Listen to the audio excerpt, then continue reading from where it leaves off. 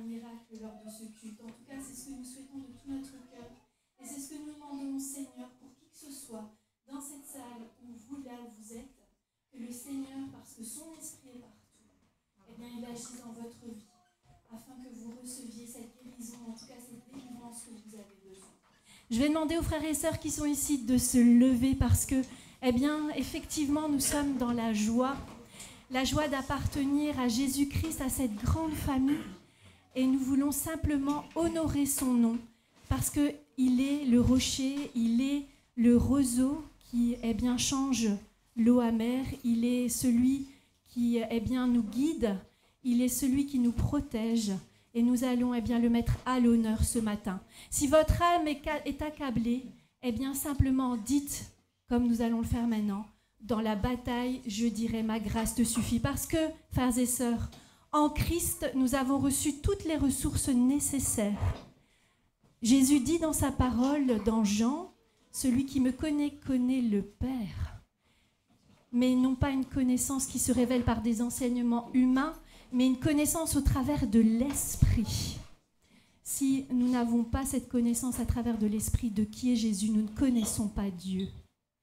Et Dieu a donné un cadeau précieux, celui de la vie de son Fils, afin que nous puissions recevoir effectivement la révélation de Dieu aussi. Amen. Alors nous allons élever, même si nous sommes éprouvés, nous allons dire à nos difficultés, moi je te mets de côté et je viens louer mon Seigneur. Je viens louer mon Sauveur parce qu'il est là et qu'il m'a fait des promesses. Amen. Amen.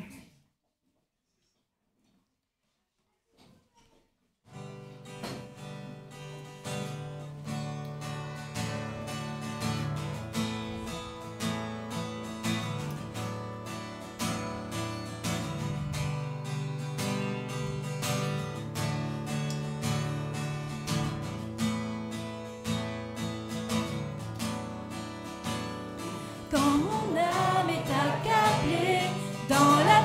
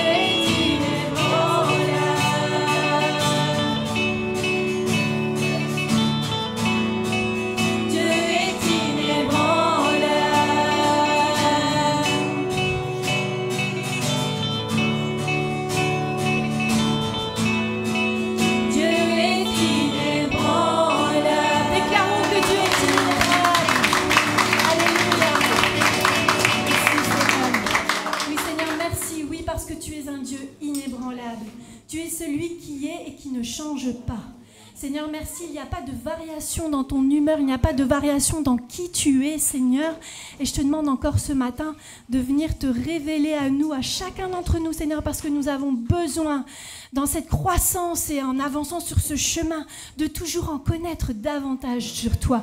Non pas une connaissance intellectuelle, merci, mais une connaissance spirituelle. Et Saint-Esprit, ce matin, je te demande de visiter chacun et chacune qui a décidé de recevoir cette révélation. Viens sur eux, maintenant dans le nom puissant de Jésus-Christ. Révèle-toi, souffle sur eux. Seigneur, nous savons que c'est toi qui fais ces grandes choses. C'est toi qui as une main puissante, Seigneur. Ce n'est pas nous, mais Seigneur, tu nous utilises parce que nous disons, nous créons, grâce à toi, de belles choses. Nous créons des choses positives, des paroles positives. Alors, je vous demanderai de prononcer tout haut des paroles positives qui vous viennent pendant ce chant. Parce que oui, nous allons remercier notre Yeshua, notre Seigneur, parce qu'il est ce torrent auquel nous pouvons venir nous abreuver. Proclamer des choses positives pour vous, pour vos familles, pour les frères et sœurs pendant ce chant. Amen. Alléluia, Seigneur, je prie sur ma famille ta bénédiction, Seigneur, sur ton Église, Seigneur, la victoire, Seigneur, dans le nom puissant de Jésus. Ta grâce tel un torrent se déverse sur moi. Source de vie, amour de Christ, viens jaillir en moi. Merci Jésus. Tu libères, Seigneur. Tu me libères. Christ mon sauveur, tu m'as sauvé. Prends ma vie affranchie, marquée par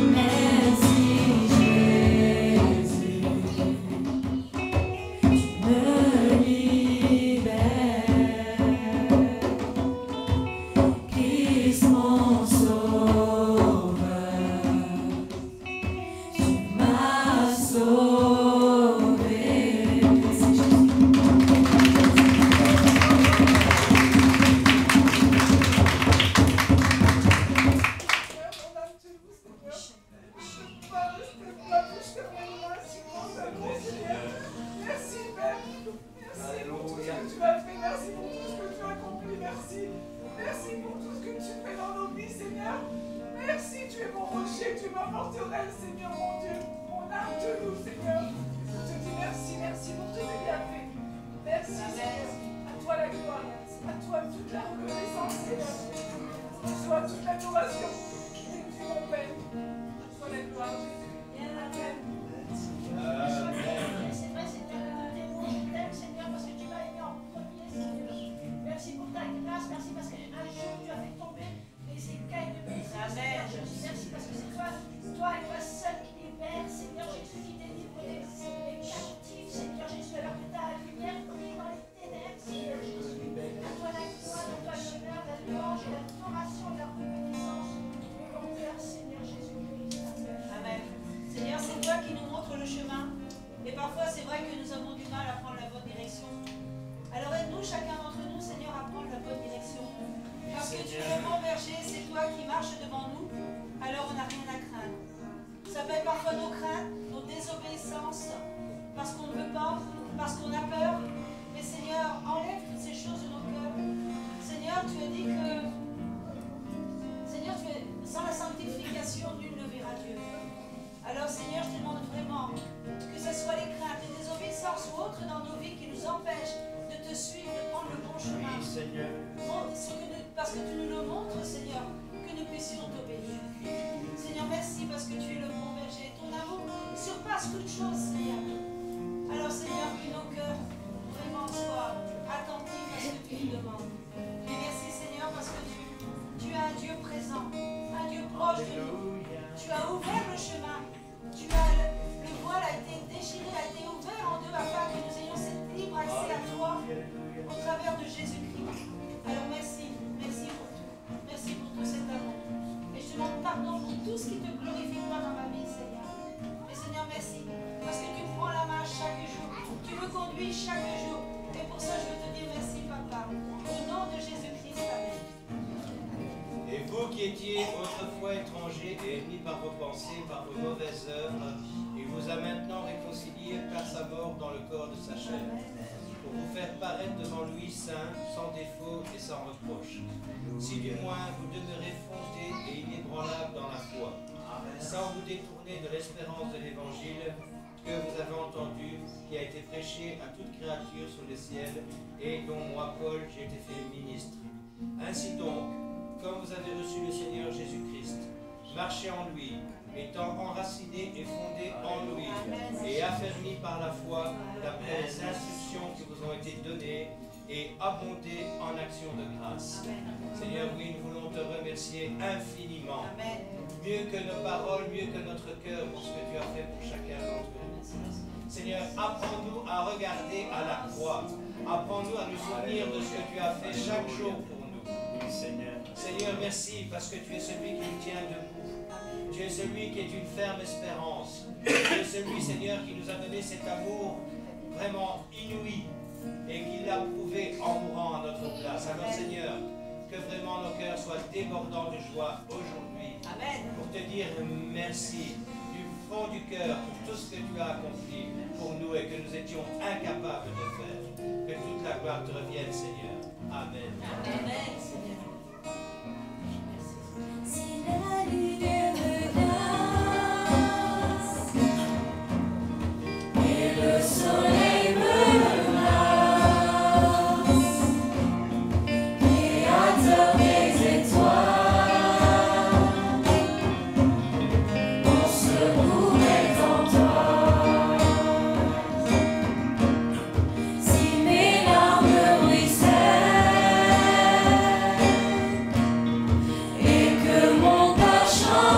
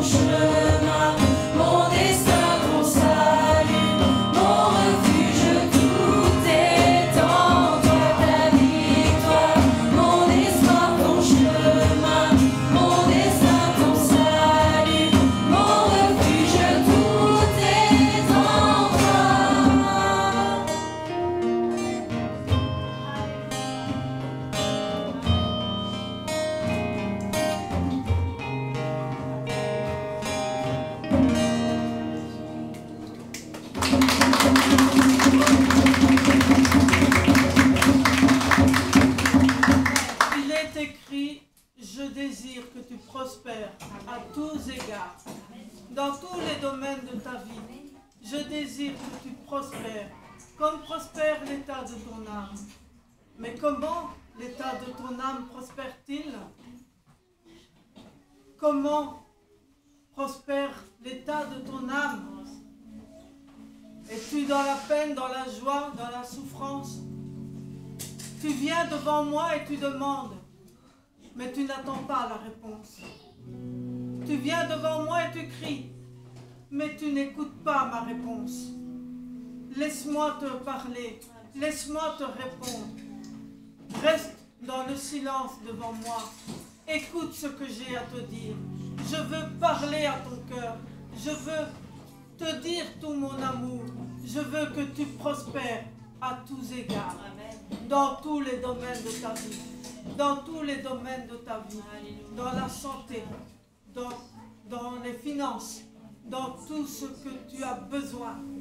Je te donne. C'est moi qui te donne. Mais laisse-moi te parler. Laisse-moi te parler à ton cœur. Parce que là, tu trouveras ma paix. Tu trouveras ma joie. Laisse-moi te parler. Laisse-moi te parler. Viens devant ma présence et écoute, dit l'Éternel, ton Dieu.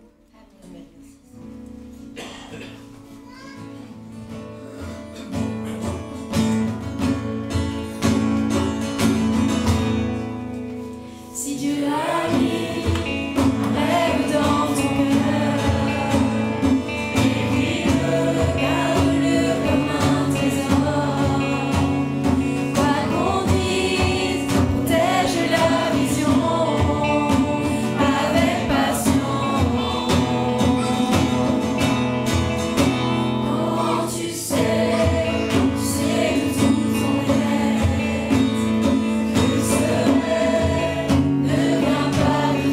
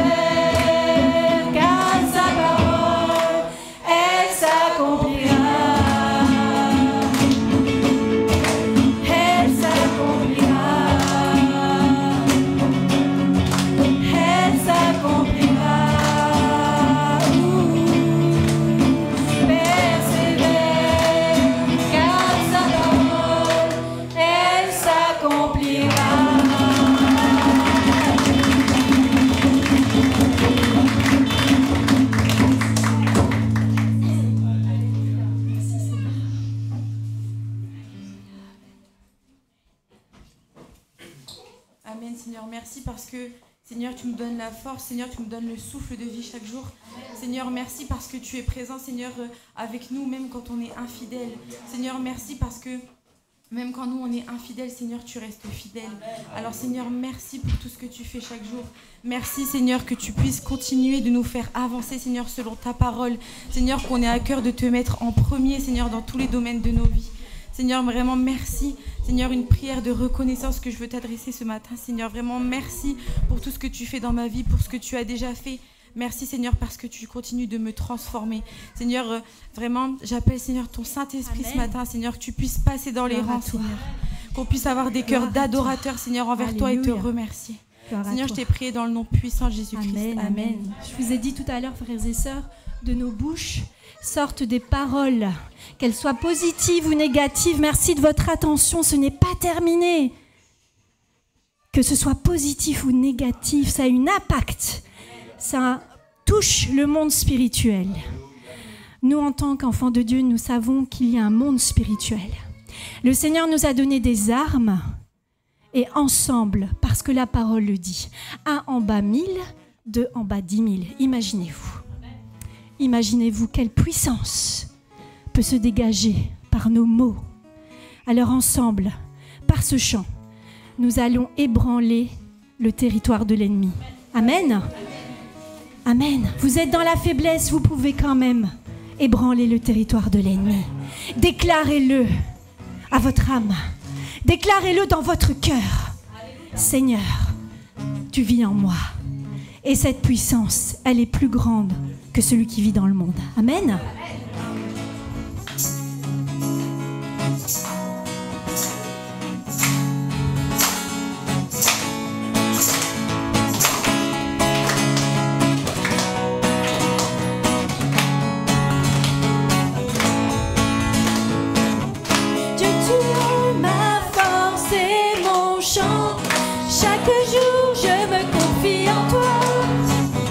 Tout puissant, mon sauveur règne au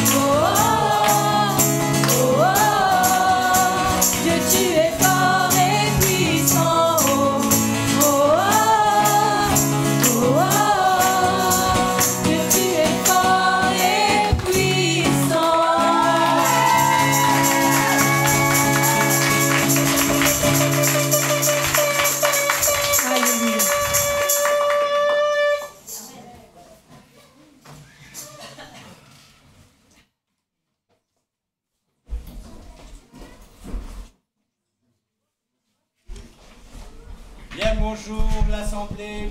Bonjour. Coucou. Bonjour les amis internautes. Bonjour aussi tous les amis de l'eau vive qui sont malades. Et je sais que Jean et Marie-Christine nous regardent aujourd'hui. Nous vous saluons bien sûr et on vous souhaite un prompt rétablissement. Qui ça? Oui, et Nicole aussi bien sûr. Et tous ceux que Delphine, tous ceux qui ne sont pas là pour des raisons médicales. Voilà.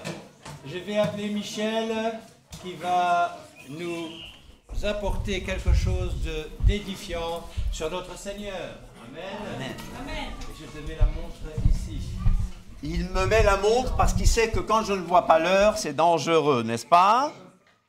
Alors, on va se saluer les uns les autres. On va se mettre à l'aise parce que ce matin, il y a un grand combat.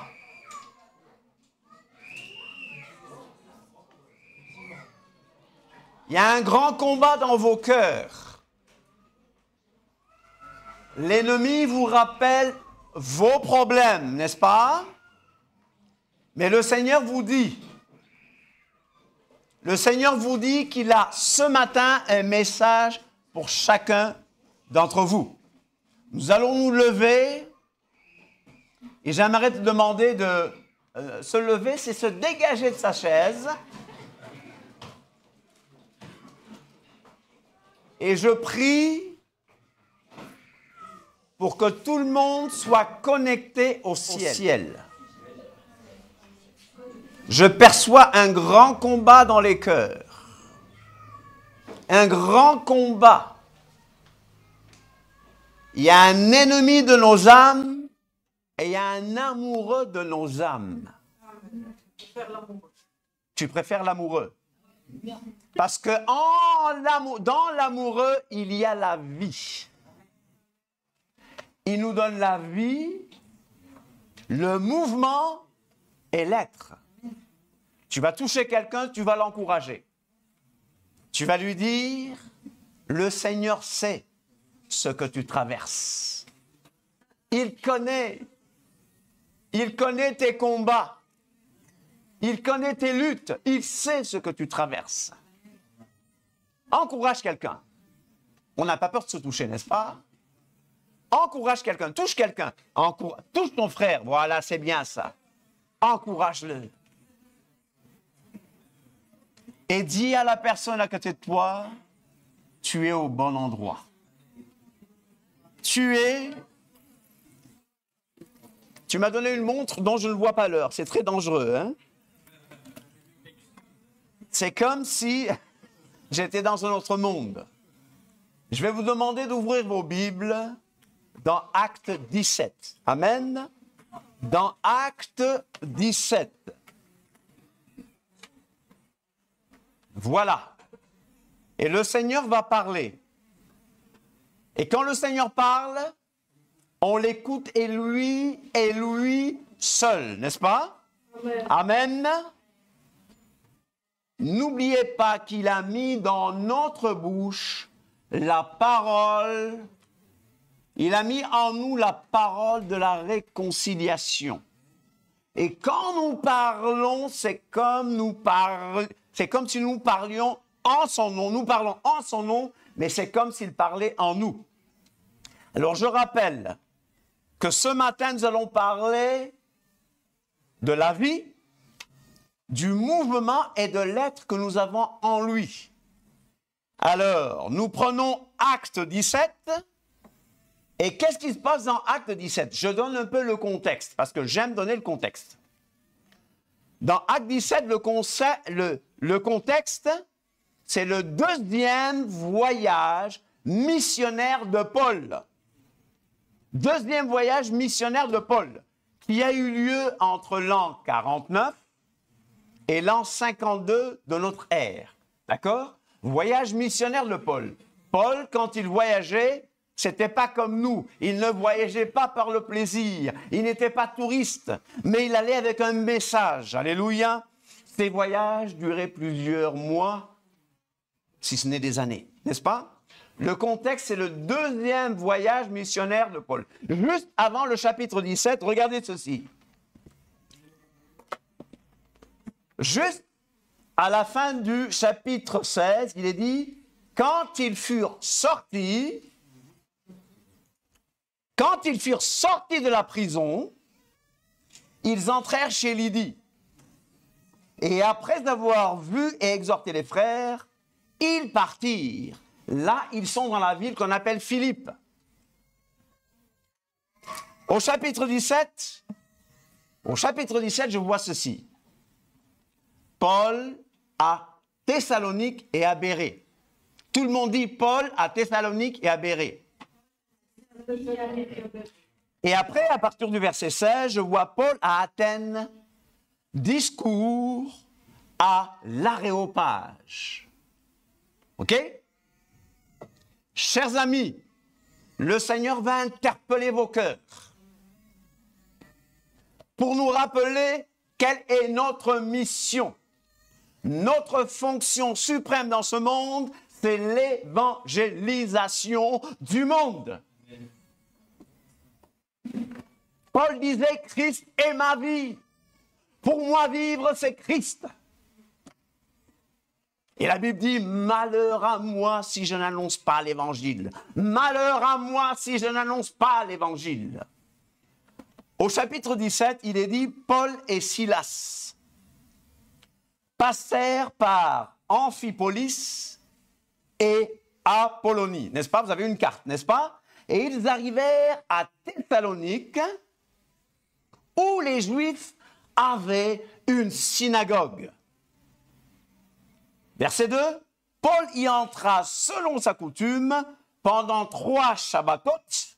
Il discuta avec eux d'après les Écritures, expliquant et établissant que le Mashiach, c'est le Christ,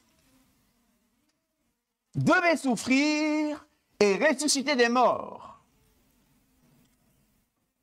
Et Yeshua, que je vous annonce, Yeshua c'est Jésus, hein, et Yeshua que je vous annonce, dit-il, c'est lui qui est le Mashiach. Il va à la synagogue pendant 3 Shabbats, il leur explique, en utilisant les méthodes rabbiniques ou judaïques, il va leur expliquer, il va leur démontrer, il va prendre le sens premier, il va montrer l'allégorie, il va leur prouver que Yeshua est le Mashiach. Alléluia. Quelques-uns d'entre eux furent persuadés et se joignirent à Paul et à Silas, ainsi qu'une grande multitude de Grecs craignant Dieu. Ça, c'est les Grecs qui se sont convertis au judaïsme. Une multitude de Grecs craignant Dieu, des prosélytes, et beaucoup de femmes de qualité, n'est-ce pas? Mais les Juifs qui n'avaient pas la foi en Yeshua, jaloux, prirent avec eux quelques méchants hommes de la populace, provoquèrent l'agitation, vous voyez? Dis à ton voisin que notre Dieu, il est dynamique. Il est vivant. Mais qu'il y a un ennemi qui sait aussi provoquer l'agitation. Et si tu es agité ce matin, ça ne vient pas de Dieu. Si tu es découragé ce matin, si tu es irrité ce matin, ça ne vient pas de Dieu. Sois irrité contre les idoles, sois irrité contre ta chair, sois irrité contre ceux qui t'éloignent de Dieu, mais que la parole de Dieu ne t'irrite point. Nous avons ici des gens qui vont agiter. Mais les Juifs qui ne croyaient pas en Yeshua, jaloux, prirent avec eux quelques méchants hommes de la populace, provoquèrent des attroupements et répandirent l'agitation dans la ville. Ils se portèrent à la maison de Jason. Jason, ils sont allés chez toi. Ils sont allés chez toi. Ils se portèrent à la maison de Jason et ils cherchèrent Paul et Silas pour les amener vers le peuple. Ne les ayant pas trouvés, ils traînèrent Jason et quelques frères devant les magistrats de la ville en criant « Ces gens qui ont bouleversé le monde. » Alléluia, j'aime ce passage. Ces gens qui ont bouleversé le monde sont aussi arrivés ici et Jason les a reçus. Pourquoi les as-tu reçus, Jason? Pourquoi les as-tu reçus? Il ne répond pas. Hein? Jason les a reçus. Ils ont bouleversé le monde. Alléluia. Voici des gens qui ont changé le cours de l'histoire. Vous savez que le centre de l'histoire, c'est le calvaire, le Golgotha, le mont du calvaire. C'est ça le centre de l'histoire. Avec cette croix, avec ce poteau d'exécution, c'est le centre de l'histoire. Et voilà, ces gens sont partis pour répandre la bonne nouvelle à travers ce monde. Ils agissent tous contre les édits de César. Ils agissent contre les édits de César, ce qui n'est pas vrai. Disant qu'il y a un autre roi, Yeshua. Mais Yeshua, il est le roi des rois, n'est-ce pas? Alléluia, le Seigneur des seigneurs. Par ces paroles, ils émurent la foule et les magistrats, qui ne laissèrent aller Jason et les autres qu'après avoir obtenu d'eux une caution. Aussitôt les frères firent partir de nuit Paul et Silas pour Bérée. Lorsqu'ils furent arrivés, ils entrèrent dans la synagogue des Juifs. Paul allait toujours d'abord chez les Juifs. Aux Juifs premièrement, oui, aux nations. Alléluia. Ces Juifs-là, les Juifs de Bérée, dis à ton voisin, les Juifs de Bérée avaient des sentiments plus nobles que ceux de Thessalonique. Ils reçurent la parole avec beaucoup d'empressement et ils examinaient chaque jour les Écritures pour voir si ce qu'on leur disait était exact. On dit souvent les chrétiens de Bérée, c'était des Juifs, qui examinaient, qui voyaient si ce qu'on leur racontait était vrai. Nous sommes à un moment où tout le monde reçoit n'importe quoi. Eux, ils examinaient, ils vérifiaient. Plusieurs d'entre eux crurent, ainsi que beaucoup de femmes grecques de distinction et beaucoup d'hommes. Mais quand les Juifs de Thessalonique surent que Paul annonçait aussi à Bérée la parole de Dieu, ils vinrent, quoi? Y agiter la foule. Alors les frères firent aussitôt partir Paul du côté de la mer. Silas et Timothée restèrent à Bérée. À partir du verset 15, on voit Paul à Athènes. Ceux qui accompagnaient Paul le conduisirent jusqu'à Athènes, puis ils s'en retournèrent, chargés de transmettre à Silas et à Timothée l'ordre de le rejoindre au plus tôt. Alors on peut se dire, ah, Paul l'intellectuel, Paul le théologien, Paul le juriste, va se promener dans cette ville, parce que c'est une ville de philosophes, c'est une ville d'universitaires, c'est une ville d'étudiants, c'est une ville de lettres, c'est une ville de sciences. On va se dire qu'il va se régaler, parce qu'il aime l'étude. Paul, ce pharisien, Paul qui a aimé l'étude de la Torah. Mais comme Paul les attendait à Athènes, il s'ennuie un peu. Il a un peu la nostalgie des autres. Mais comme Paul les attendait à Athènes, il sentait au-dedans de lui son esprit s'irriter à la vue de cette ville pleine d'idoles. Ça vous est déjà arrivé? Moi, quand je regarde les temples cathos ou orthodoxes, je suis irrité par tant d'idoles. On parle du Dieu d'Abraham, d'Isaac et de Jacob, mais regardez toute cette idolâtrie. Il y a des pays, dès qu'on arrive, on sent un poids spirituel. En Inde, c'était pareil. Il y avait des idoles partout. Quand j'étais en Inde, c'était en 87, il y avait 3 millions de dieux. 3 millions. Bon, avec l'inflation, vous avez compris que ça a augmenté. Je suis allé à un endroit où on nourrissait des rats, parce que ces rats étaient des dieux. Il faut les envoyer, les rats d'une ville que je connais, d'une grande ville que je connais, n'est-ce pas? Une ville de lumière, n'est-ce pas? Chers amis, il est irrité parce qu'il voit ces idoles. Il voit des statues. Mais nous sommes aussi irrités parce que les idoles, ce n'est pas seulement les statues, c'est l'argent.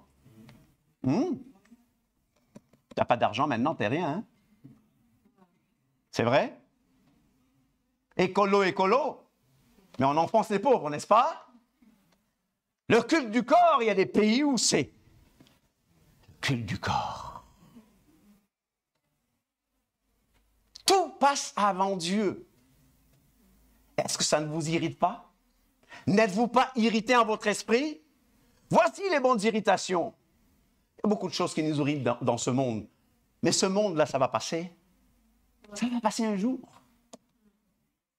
On est là, on vit 60, 70 ans, 70 ans, 80, 90 ans pour les plus. On peut vivre jusqu'à 120 ans, peut-être plus même. Mais écoutez, la vie est courte, chers amis. Donc pensons aux choses éternelles, au royaume des cieux. Alors, il est irrité de cette ville pleine d'idoles. Il s'entretenait donc dans la synagogue, il va toujours à la synagogue d'abord, avec les Juifs et les hommes craignant Dieu. Et sur l'agora. L'agora, c'est la place publique. La place du marché. Qu'est-ce qu'il y a à la place du marché? Il y a des gens qui passent. Il y a des gens qui discutent. Et Paul lui-même était un prédicateur de rue. Alléluia. Amen. Paul prêchait l'évangile. Paul nous a appris à prêcher l'évangile en toute occasion, favorable ou non. Paul provoquait même la prédication de l'évangile. Qu'est-ce que nous faisons? Mettons-nous la vérité sous le boisseau? Est-ce qu'on cache la vérité maintenant? Ou est-ce qu'on marche comme disciples de Yeshua? Est-ce que nous saisissons? Est-ce que nous provoquons? On m'a traité de provocateur. Parce qu'il faut provoquer même la prédication. Il faut chercher à prêcher l'évangile de la grâce de Dieu. Et sur la place publique, l'agora, chaque jour, avec ceux qu'il rencontrait. Il n'était pas en vacances, il n'était pas en tourisme, n'est-ce pas? Verset 18. Quelques philosophes épicuriens et stoïciens se mirent à parler avec lui. Ici, on a des philosophes. Les épicuriens, disciples d'Épicure. Eux, c'est quoi? Ils mettent l'accent sur quoi? Le plaisir. On vit pour le plaisir. On doit être en bonne santé. C'est le plaisir, le plaisir, le plaisir. C'est un monde matérialiste. Dieu n'intervient pas dans le gouvernement ou leur Dieu. Les stoïciens, par contre, ils mettent l'accent sur le devoir. Le devoir, il faut faire, il faut faire, il faut faire. On va chercher la justice et tout. C'est bien, hein? Mais ils avaient tellement d'orgueil qu'ils croyaient tout atteindre par leur propre force. Nous avons deux types de personnes ici. Celui qui ne s'occupe pas de Dieu et qui s'occupe que du plaisir. Un autre groupe qui croit en sa propre force, en sa justice. Ils croyaient même qu'ils étaient égaux à Dieu ou égaux à leur Dieu. Parce que pour eux, tout est Dieu. Ce qu'on appelle le panthéisme. Tout est Dieu. Ils croyaient en l'immortalité de l'âme, mais l'âme allait se dissoudre dans l'âme universelle, qui était leur Dieu. Vous voyez? Donc nous avons ici des gens qui aiment le plaisir, et d'autres gens, c'est l'orgueil. Dis à ton voisin, aucun d'eux n'était prêt à entendre l'évangile de la grâce de Dieu. Alors, quelques philosophes épicuriens et stoïciens se mirent à parler avec lui, et les uns disaient, que veut dire ce discoureur? Que veut dire ce discoureur? J'ai vérifié les écritures originales, d'accord? J'ai vérifié le grec, alors je vais demander aux femmes de fermer les oreilles. Les femmes, fermez vos oreilles. Les femmes, fermez les oreilles. Il y a des choses que vous ne devez pas entendre. J'ai vérifié le grec et le mot discoureur. Fermez les oreilles, les femmes. Elles sont curieuses, hein? Le mot écrit, c'est le mot spermologos. Ouais. Ah oui, mais c'est dans la Bible. Spermologos, mais qu'est-ce que ça veut dire? Je ne vais pas tout faire. Mais ça nous rappelle un oiseau qu'on appelle, on appelle comment cet oiseau? On appelle comment cet oiseau? La corneille. Que fait la corneille? Elle picore les semences. Elle crie comment la corneille? Elle crie comment? Quel est le cri de la corneille? C'est ça? J'ai pu le faire maintenant. C'est un oiseau qu'on appelle spermologos ou spermologue. Elle picore les semences. Elle crie beaucoup. Alors voilà comment il traite Paul de discoureur, de bavard. Oui, ce bavard, ce discoureur, ce radoteur. Qu'est-ce qu'il raconte? Qu'est-ce qu'il raconte? Lausanne traduit par celui qui sème la parole, mais c'est le contraire en fait. L'étymologie nous dit que cet oiseau prend des graines, ramasse, ramasse, ramasse. Donc ils disent que Paul, il ramasse des choses partout et il crie beaucoup. D'accord? C'est ça le sens original. D'autres, l'entendant annoncer Yeshua, ou Jesus, et la résurrection disait, il semble qu'il annonce des divinités étrangères. Et vous savez quel est le mot divinité en grec? C'est le mot démon. Il semble qu'ils annoncent des démons étrangers. Ils n'avaient pas la même façon de voir les démons que nous, hein. Pas la manière judéo-chrétienne de voir les démons. Pour un démon, c'est un humain qui s'est divinisé. Vous comprenez? Mais le texte original dit, mais ils annoncent des démons étrangers.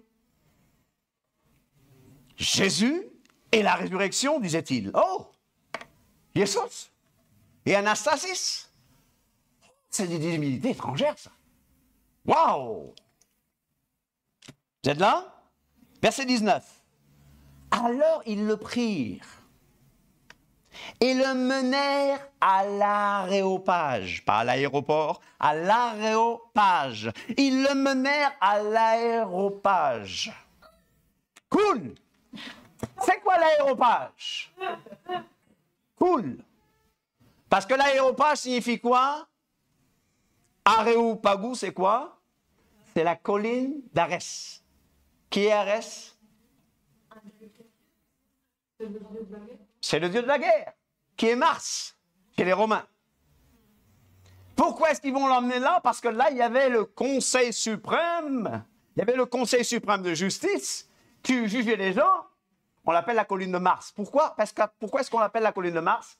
Parce que Mars a été jugé là, parce que Mars a fait tuer le fils de Neptune. C'est bien ça? Compliqué la mythologie gréco-romaine. Mais on l'emmène là parce qu'il y a des juges. Mais ils ne vont pas le juger, ils vont l'écouter. Ils vont voir ce que ce gars a à dire. Mais ils le prirent et le menèrent à l'aéropage en disant, pourrions-nous savoir quelle est cette nouvelle doctrine que tu enseignes? Car tu nous fais entendre des choses étranges. Nous voudrions donc savoir ce que cela peut être. Or, tous les Athéniens et les étrangers demeurant à Athènes ne passaient leur temps qu'à dire et à écouter des nouvelles. Ils passaient tout leur temps sur Facebook. Non, il n'y avait pas Facebook. Ça, c'était leurs réseaux sociaux. Nous scrollons, n'est-ce pas? Et les jeunes, c'est quoi? Les jeux vidéo. Il paraît que même Saint-Pierre, quand il y a des adolescents, alors Saint-Pierre, c'est une blague, hein? Saint-Pierre, qui a la clé du paradis. Les cathos t'ont pas enseigné ça? Ils t'enseignent. Eh bien, Saint-Pierre, il ne sait plus, il ne comprend pas. Il dit, les ados qui viennent, ils sont tous comme ça, la porte du paradis, quoi. Vous comprenez? Chers amis, ces gens-là ne passaient leur temps qu'à casser du sucre sur le dos des autres. Ils épiaient la vie des autres. Ils voulaient savoir ce qui était à la mode. Ils voulaient savoir les nouvelles générations, les nouvelles révélations. Il y a des gens comme ça, hein? Tout prédicateur qui vient en ville, on va aller le voir. Quelle est la nouvelle révélation? Vous vous souvenez de Moïse? Avec l'appel de Moïse, Dieu lui a dit d'aller parler à Pharaon et de faire sortir le peuple d'Égypte. Mais il a dit, mais s'il me demande quel est son nom, quelle est la nouvelle génération? Non, quelle est la nouvelle révélation? Qu'est-ce que je leur dirai? Et qu'est-ce que l'Éternel lui dit? Ayez, Asher, ayez. Je suis celui qui suis. Je suis celui qui suis. Tu leur diras, celui qui s'appelle Ayez, celui qui s'appelle Je suis m'a envoyé vers vous. Tu leur diras, l'Éternel. C'est ça son nom, d'éternité en éternité. Je serai ce que je serai. L'Éternel te dit ce matin qu'il sera avec toi, qu'il t'accompagnera, qu'il ne t'abandonnera pas. Ayez, Asher, ayez. Je serai avec toi. Je t'accompagnerai. On ne sait pas comment dire le nom éternel en hébreu. Vaut mieux ne pas dire des bêtises. Les Juifs, quand ils voient le mot éternel, c'est un mot à 4 lettres. Le saint tétragramme. C'est le yod et vav et ouavre. OK? Il y a 4 lettres. On ne sait pas comment le lire. On ne sait plus comment le lire. Mais il y a un rapport avec la vie et avec l'être. Alors l'Éternel, ou ces 4 lettres, c'est celui, ça signifie celui qui fait être. L'existant.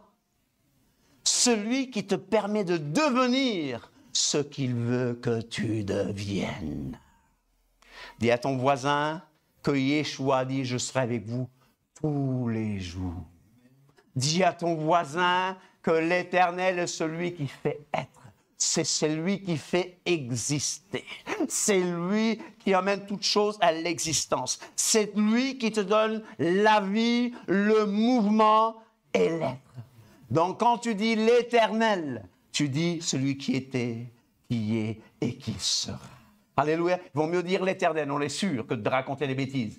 Les Juifs, quand ils voient le nom, ils disent Adonai, dans le contexte de prière. Mais dans la rue, dans un contexte profane, ils disent le nom, Hachem. Mais sache que chaque fois que tu verras l'Éternel, sache que c'est celui qui était, qui est et qui sera. Et celui qui fait être, c'est celui qui te fait exister, c'est celui qui sera toujours avec toi. Et cette révélation-là qu'il a donnée au peuple d'Israël, ne l'oublie jamais. Mais il ne faut pas que ça reste là, on en a parlé ce matin. Il faut que ça rentre dans ton cœur et que tu le vives de manière pratique. Alléluia. Paul, verset 22. Paul, debout au milieu de l'aréopage, dit « Homme athénien ». D'habitude, il dit « Homme frère ». Ici, il dit « Homme athénien, je vous trouve à tous égards extrêmement religieux. Je vous trouve éminemment religieux. Je vous trouve éminemment superstitieux. » Et Darby a traduit par « Je vois que vous êtes très dévoué aux démons. » Alors j'ai dit « Mais qu'est-ce que Darby raconte ?» Mais j'ai vérifié le grec. C'est le mot « deidaimonesterus ». Il y a le mot « démon ». Vous êtes très religieux. Vous êtes très superstitieux. Et dis à ton voisin que nous sommes dans une génération où les gens sont très superstitieux. N'est-ce pas? Il y a des gens qui, à la télé, vous font croire que les gens ne croient plus en Dieu, mais ce n'est pas vrai. Les gens cherchent toutes sortes de spiritualité Vous voyez des statues de Bouddha partout, mais les statues de la Vierge Marie méritent. Mais le statut de Bouddha mérite encore plus. Hello? Mais c'est la culture. On est ouvert d'esprit. On est ouvert pour les bêtises qui viennent d'ailleurs. N'est-ce pas? Chers amis, je vous trouve extrêmement religieux. Paul leur dit, extrêmement religieux. Car en parcourant votre ville et en considérant les objets, là il a du tact, vous voyez, les objets de vos dévotions, j'ai même découvert un autel avec cette inscription Agnostos Theos. Il y a un autel où il est écrit Agnostos Theos. C'est quoi Agnostos Theos? Quoi? Tu ne sais pas? Theos, c'est Dieu. Agnostos, c'est inconnu. Un autel à un Dieu inconnu. Voici l'évangéliste, apôtre, prophète qui saisit l'occasion, n'est-ce pas? Et il dit quoi?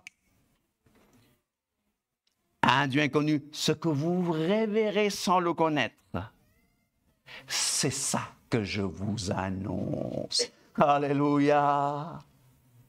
Ce que vous révérez, ce que vous vénérez sans le connaître, c'est ça que je vous annonce. Il sait saisir l'occasion dans l'évangélisation.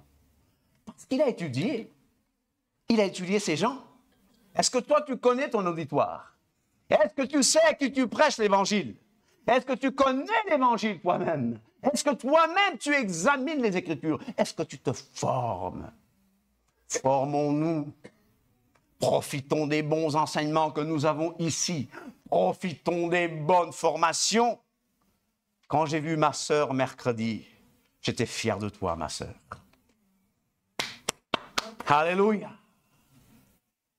Et vous savez quoi? Le rôle des apôtres, prophètes, évangélistes, pasteurs et docteurs, c'est quoi?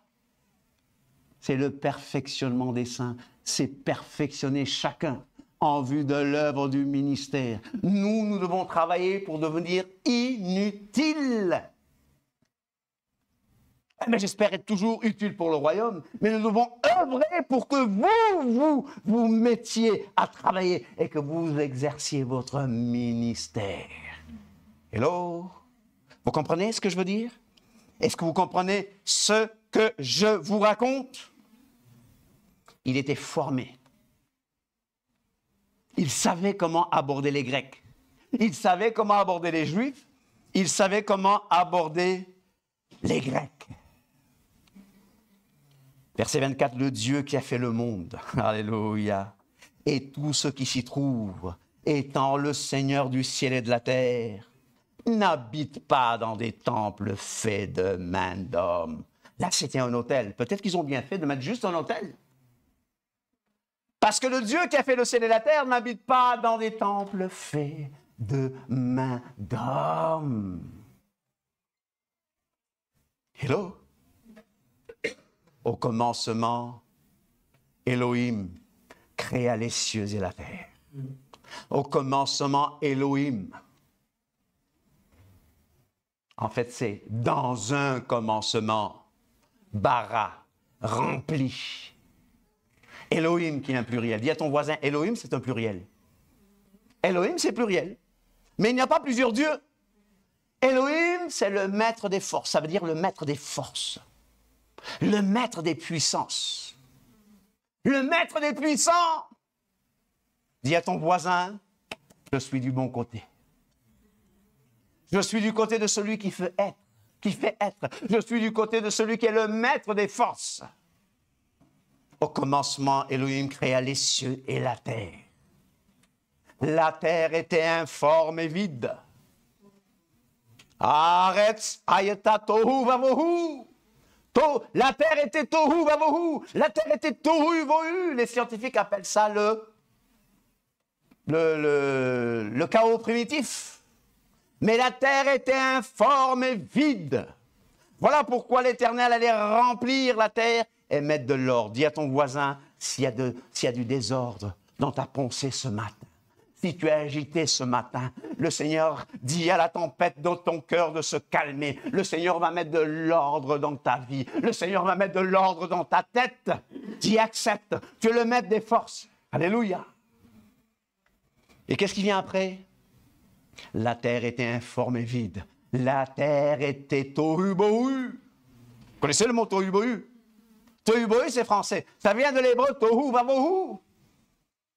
Et l'Esprit de Dieu, Veruach Elohim, et l'Esprit de Dieu, ce quoi? Se mouvait au-dessus des yeux. Oh, alléluia. Nous servons un Dieu qui est vrai et dynamique. Nous servons un Dieu qui n'est pas mort. Dieu n'est pas mort. Il est El Chai, le Dieu vivant. Vous vous souvenez, une fois, j'ai mis un comprimé effervescent pour vous montrer comment le Saint-Esprit se mouvait, agissait. Et le Saint-Esprit est en train de se mouvoir en toi, autour de toi, et pour toi, pour t'apporter une vie en abondance. Alléluia! Et l'Esprit de Dieu se mouvait au-dessus des eaux. Déjà, je sers le maître des forces, et son Esprit est là pour mettre de l'ordre. Alléluia. Son esprit est là pour mettre de l'ordre dans ma vie. Vous savez qui on sert? Alors là, nous avons des polythéistes. Mais Paul va parler de ce Dieu unique. Dans 1 Corinthiens 8, versets 5 et 6, Paul va dire, ouais, comme s'il y a des gens qu'on appelle Dieu, hein, comme les Grecs, parce qu'il était à Corinthe. Il écrivait aux Corinthiens. Oui, des gens qu'on appelle Dieu. Des gens ou des choses qu'on appelle Dieu. Mais pour nous, il n'y a qu'un seul Dieu. C'est qui? C'est le Père. Il dit, pour nous, il n'y a qu'un seul Dieu, le Père. Et le Père, ça veut dire celui qui prend soin de nous, celui qui nous protège, mais ça veut dire aussi l'être suprême. Pour nous, il n'y a qu'un seul Dieu, l'être suprême. Le passage n'est pas fini. De qui vient toute chose et pour qui nous sommes. Il dit que tout vient de l'être suprême et nous existons pour l'être suprême. Dieu, n'est-ce pas? Dieu le Père. Mais ce n'est pas fini. Il y a des gens qui disent, vous voyez, il n'y a que Dieu, il n'y a que le Père qui est Dieu. Ce n'est pas ça que le passage dit. Parce que le passage dit, et un seul Seigneur, Jésus-Christ.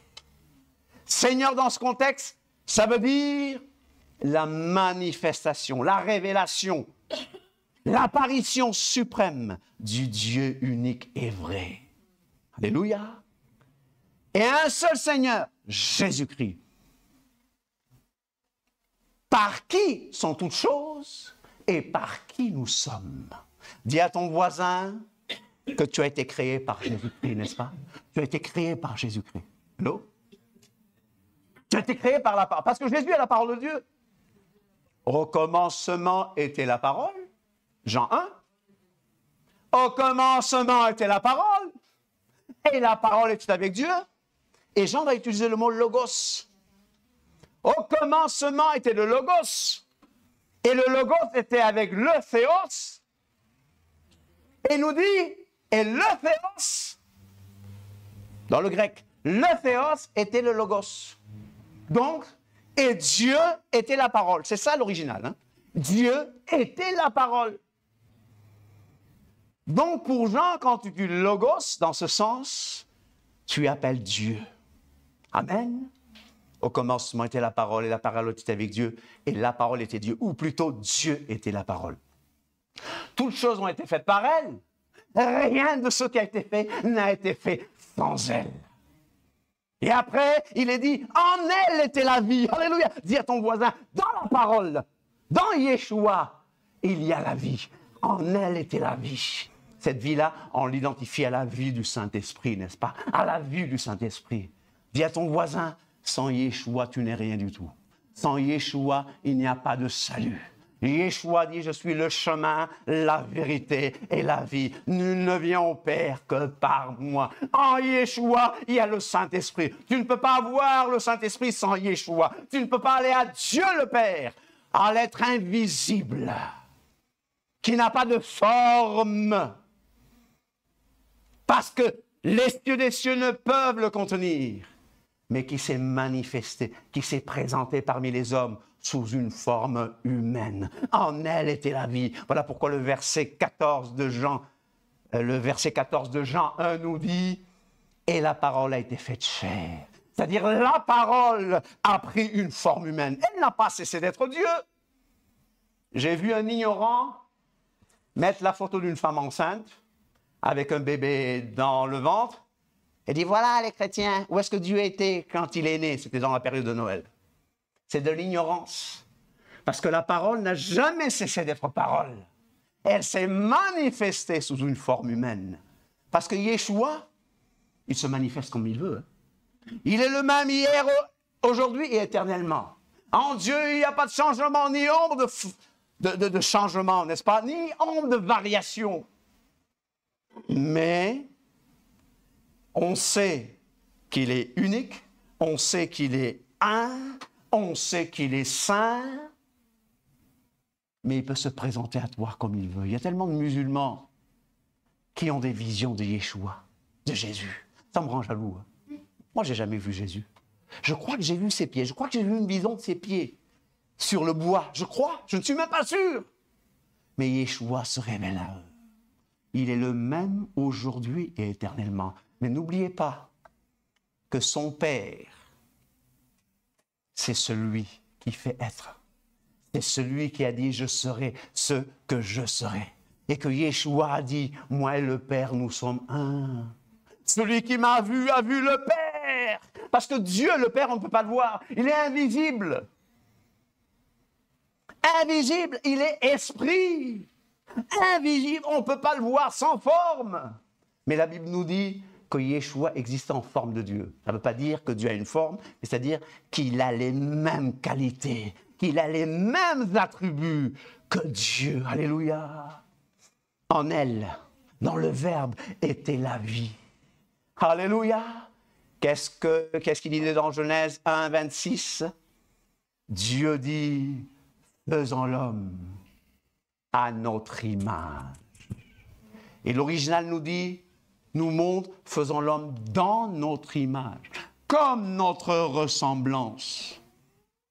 Elle dit à ton voisin que Jésus est l'image du Dieu invisible. Dis à ton voisin, Jésus est l'image du Dieu invisible. Il est l'image du Dieu invisible. Dis à ton voisin qu'il est l'image visible du Dieu invisible. Et dans Colossiens 1, à partir du verset 15, il est l'image du Dieu invisible. Le premier-né de la création. Ça ne veut pas dire qu'il a été le premier créé, mais ça veut dire qu'il est le chef de la création, car en lui ont été créées toutes choses. Vous voyez, il est l'image du Dieu invisible. En lui ont été créées toutes choses, les invisibles, les visibles. Il est avant toute chose, et toute chose subsiste en lui. Dans Hébreu, il est dit qu'il soutient le monde par sa parole toute puissante. Vous avez déjà vu les photos d'Hercule? Hercule qui soutient le monde. Mais Hercule n'existe pas, c'est de la mythologie gréco-romaine. Vous croyez aux dieux grecs? Leur dieu supérieur, c'était le dieu des Grecs, Zeus. C'était le roi, le père des hommes, le père des dieux. C'était le roi des dieux, c'était le Dieu suprême. Mais ils disent qu'il était le fils de qui? De Chronos et de Rhea. Rhea, déesse, mère de Zeus. Je dis, mais qu'est-ce que ça veut dire? Alors dis, c'est pas Hercule qui soutient le monde. C'est Yeshua qui soutient le monde par sa parole toute puissante. Parce que la parole de Yeshua, ce n'est pas un son qu'on entend, mais lui-même, il est la parole. Il soutient le monde. Si jamais Yeshua disait, moi je quitte tout, eh bien, tout va s'effondrer. On deviendrait. Vous avez vu des films où tout s'effondre? Un château de cartes, c'est pire. Parce que les cartes s'arrêtent, mais tout disparaît. Dis à quelqu'un, c'est Yeshua qui soutient le monde par sa parole, par sa substance. Parce que Yeshua est la substance de Dieu. En hébreu, dabar, ça veut dire parole, ça veut dire aussi chose. Substance, ça veut dire événement. Yeshua est la substance de Dieu. Donc, Yeshua, donc la parole de Dieu est imbibée de la vie de Dieu, de l'Esprit de Dieu. Voilà pourquoi il est le Père, l'être suprême. Hello! Genèse 2, 7. l'Éternel Dieu forma l'homme de la poussière de la terre. L'Éternel Dieu forma l'homme de la poussière de la terre. Il insuffla dans ses narines un souffle de vie et l'homme devint une âme vivante. Genèse 2:7. L'Éternel Elohim, celui qui fait être, le maître des forces, forma Adam, de la poussière de la glaise. Il souffla dans ses narines ce qu'on appelle le souffle de vie. En hébreu, c'est le Nishmat Chaim. Vous me suivez? Nishmat Chaim, le souffle de vie, le souffle de vie. Et l'homme, l'Adam, devint une âme vivante. Parce que le mot âme, on peut traduire le mot âme par une quarantaine de traductions, n'est-ce pas? Je ne vois pas l'heure. Hein? Est-ce que vous êtes sûr que la montre a l'heure? Hello? Il y a des philosophes, il y a des médecins qui croient que l'homme, ce n'est pas seulement la matière. Il y a une vie, il l'appelle le principe vital, le souffle vital. La Bible l'appelle le souffle de vie. C'est ce qui m'anime. Et ce souffle de vie, j'ai un souffle pour le monde ici, mais j'ai un souffle pour le monde qui vient. Alléluia. C'est pour ça que quand il est dit « Faisons l'homme à notre image », il y a deux Y. Un pour ce monde-là et un pour le monde d'en haut. Alléluia. Vous comprenez? Vous savez que nous sommes dans un ministère de la vie. Pas un ministère de mort, pas un ministère de condamnation, mais un ministère de vie.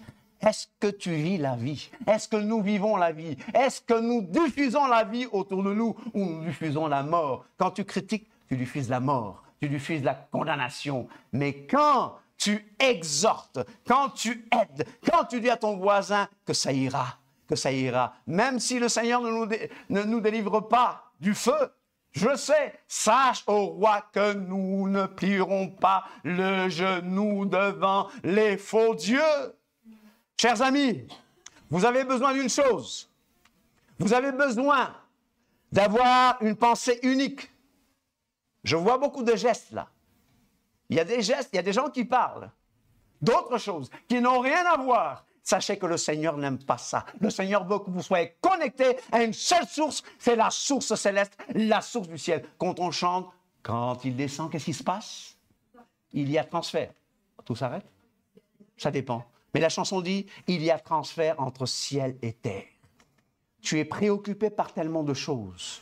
Le Seigneur te dit aujourd'hui de mettre ta vie en ordre. Vous savez, c'est quoi les fêtes? C'est quoi les sacrifices? Quel est le message central? C'est mettre ta vie en ordre avec Dieu. La sanctification, c'est aussi avoir une pensée unique dans le bon sens du terme, pas dans le sens politique.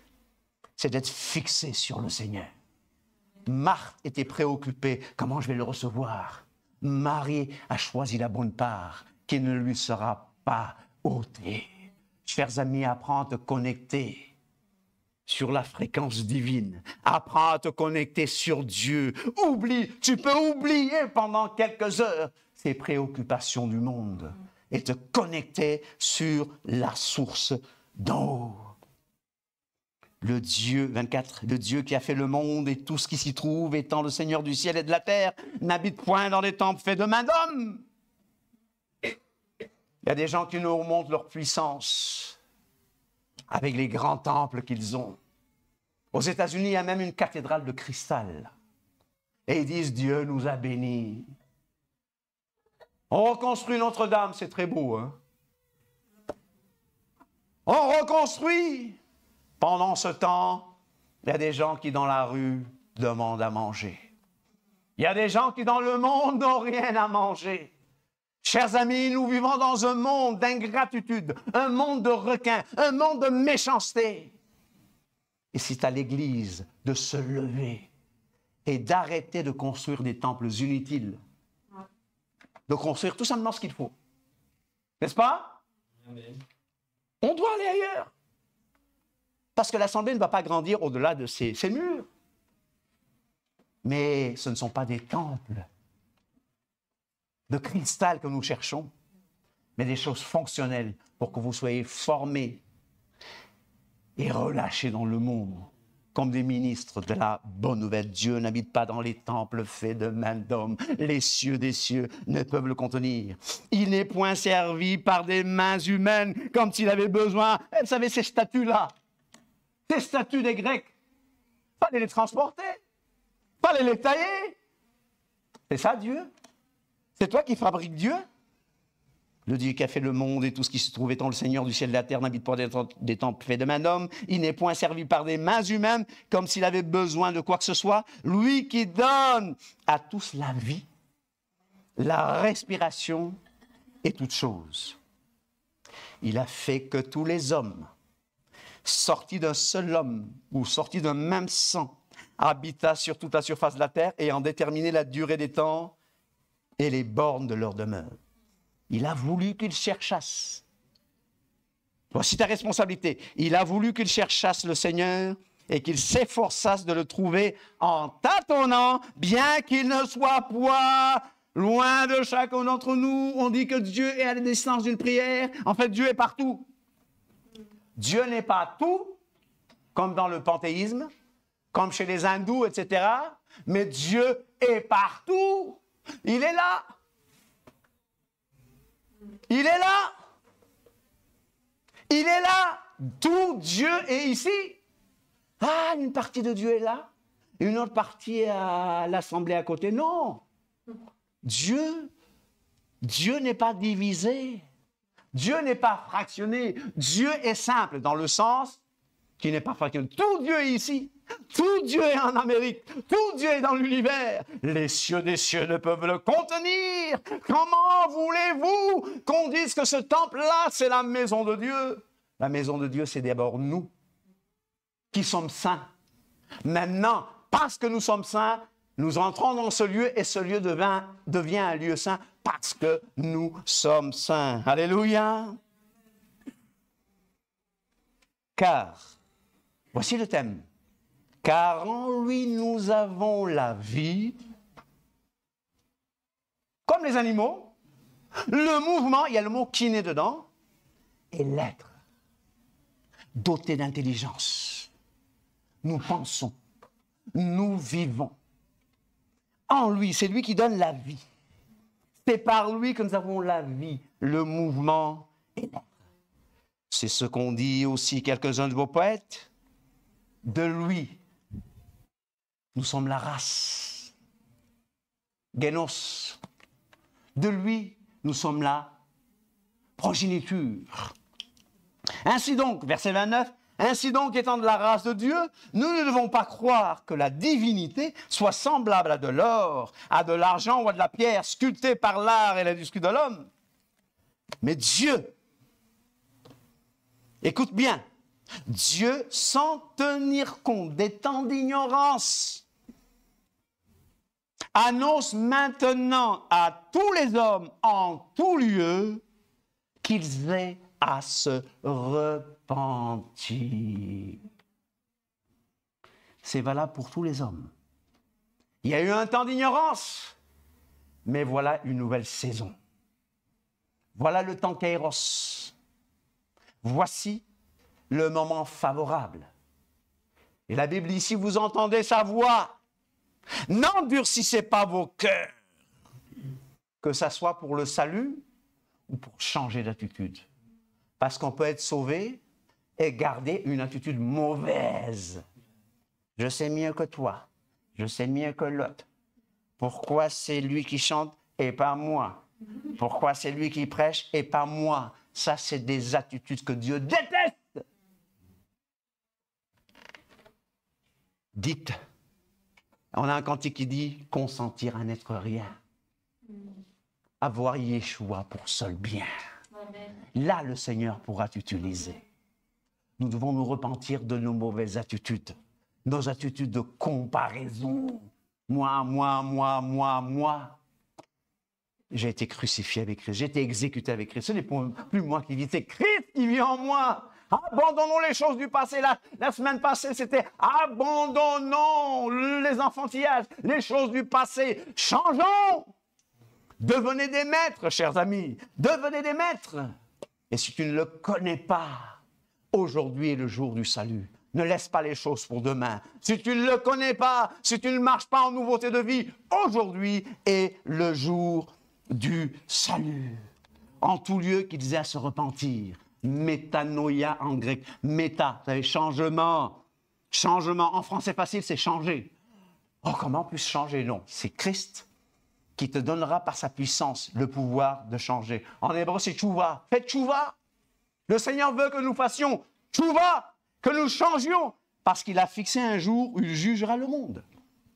Selon la justice par l'homme qu'il a désigné, ce dont il a donné à tous une preuve certaine en le ressuscitant des morts. Il est là à l'aréopage, devant des juges, devant des philosophes, et il va leur parler de la véritable justice. Qui croit à la justice des hommes? Nous obéissons aux lois, n'est-ce pas? Mais la justice des hommes, point d'interrogation, parce qu'il y a une justice pour les riches, il y a une justice pour les pauvres, vous le savez? Hein? Il y a tout le blabla des droits de l'homme. Tous les hommes naissent... comment? Libres et égaux. C'est du blabla. Moi, je crois à la justice du royaume de Dieu. Je crois à ce royaume qui ne finira pas. Et je sais qu'un jour, si je meurs avant qu'il revienne, il me ressuscitera. Parce qu'il est ressuscité. Il a vaincu la mort. Il est le Seigneur de la vie. Alors, lorsqu'ils entendirent parler de résurrection des morts, les uns se moquèrent. Est-ce que tu vas te moquer aujourd'hui?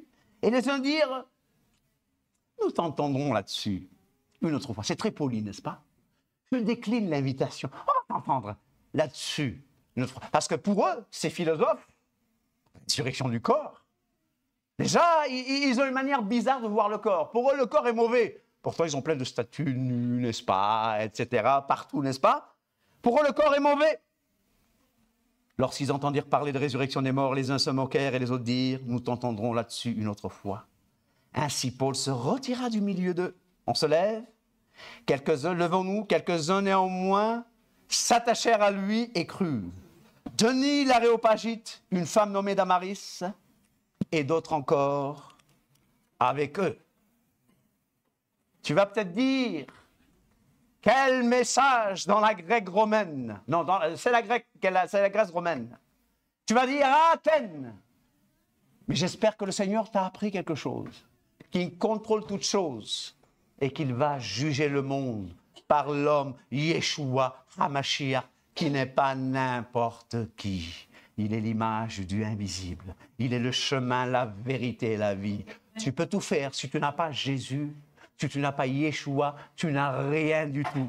Tu peux tout faire. Tu peux avoir Yeshua là. Si tu ne l'as pas là, et dans la vie, ça ne te servira à rien. Ceux qui me disent Seigneur, Seigneur, n'en seront pas tous dans le royaume des cieux, mais celui-là seul qui fait la volonté de mon Père qui est dans les cieux. Aujourd'hui, Dieu t'appelle.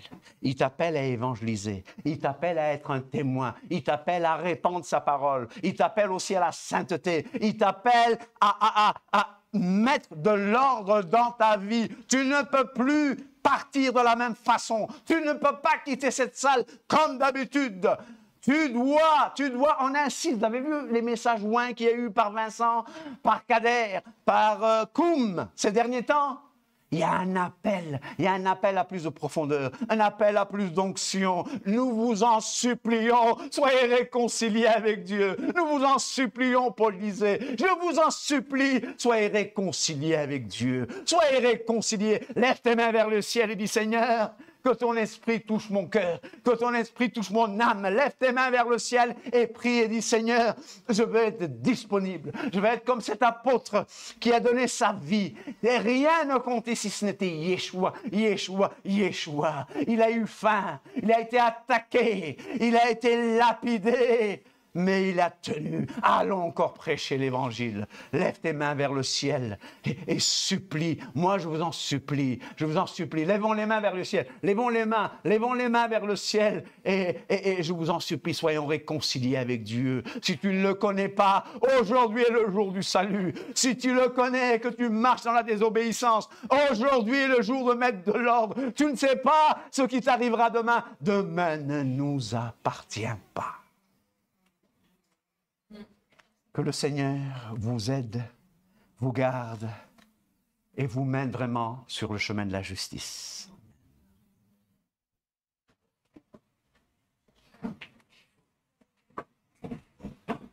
Merci Michel. Amen.